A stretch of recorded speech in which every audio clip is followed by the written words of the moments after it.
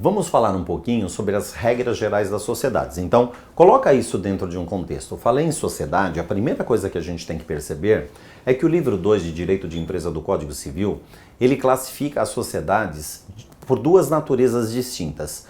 De um lado, eu tenho as chamadas sociedades empresárias, portanto, que tem natureza empresarial, e aí quando a gente fala das sociedades empresárias, eu tenho a sociedade em nome coletivo, em comandita simples, em comandita por ações, a sociedade limitada e a sociedade anônima. Essas são as personalizadas. E temos duas despersonalizadas, que eu já falo delas. Sociedade em comum e em conta de participação. Mas atente-se que nem toda a sociedade do Código Civil tem natureza empresarial. Tem uma sociedade que tem natureza não empresarial, portanto natureza civil. Seria chamada sociedade simples, que é uma sociedade própria para o exercício de profissões que sejam liberais. Então, por exemplo, 2 ou mais médicos, 2 ou mais dentistas, 2 ou mais engenheiros, assim sucessivamente. Nesse caso, a atividade deles teria natureza civil, então a sociedade deles seria simples. Então, essa é uma primeira regra, a natureza da sociedade. Segundo, a personalização. A sociedade ela pode ser personalizada quando ela é devidamente registrada na junta comercial, mas nós temos duas sociedades que são chamadas despersonalizadas, portanto, sem registro na junta comercial. É a sociedade em comum e a sociedade em conta de participação. Então, é lembrar que eu vou ter sociedade personalizada e despersonalizada.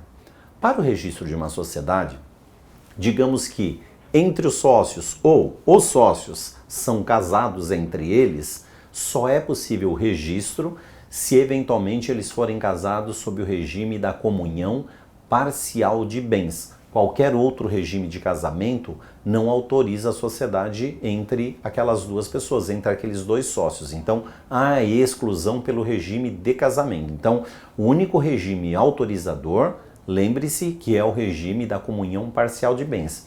E por falar em autorizador, existe a chamada sociedade autorizada. O que é a sociedade autorizada? Além da obrigatoriedade do registro que as sociedades têm, e no caso das empresárias elas devem ser registradas antes do início da atividade, artigo 967, tem sociedade que depende também de autorização do poder público, do poder executivo, que pode ser a União, os estados e os municípios. Em parte, nós temos aquelas atividades que são vinculadas às chamadas agências reguladoras.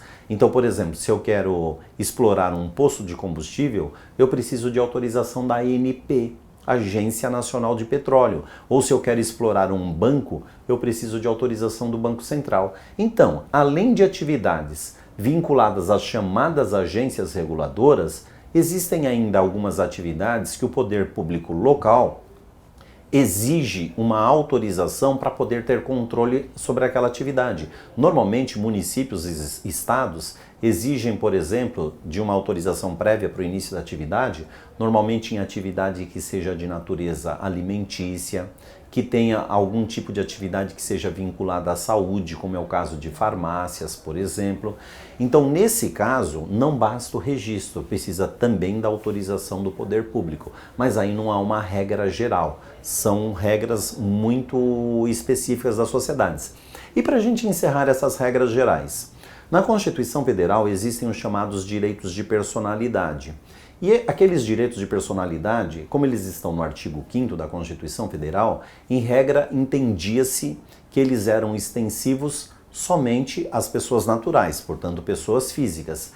Mas vem o artigo 52 do Código Civil e estendeu no que cabe esses direitos de personalidade também à pessoa jurídica.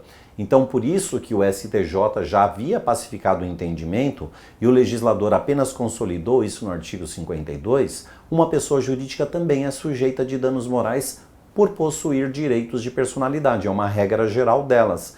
Então, consequentemente, se você negativa indevidamente uma pessoa jurídica, sujeita você a uma condenação por danos morais. Se você violar segredos industriais de uma pessoa jurídica, você está sujeito a arcar com danos morais. Se você eventualmente denegrir a imagem de uma pessoa jurídica, você pode ter que indenizá-la por danos morais. Então, fica a nossa dica aí em relação a essa regra básica também dos direitos de personalidade extensivos à pessoa jurídica, tá certo? empresarial é mais legal.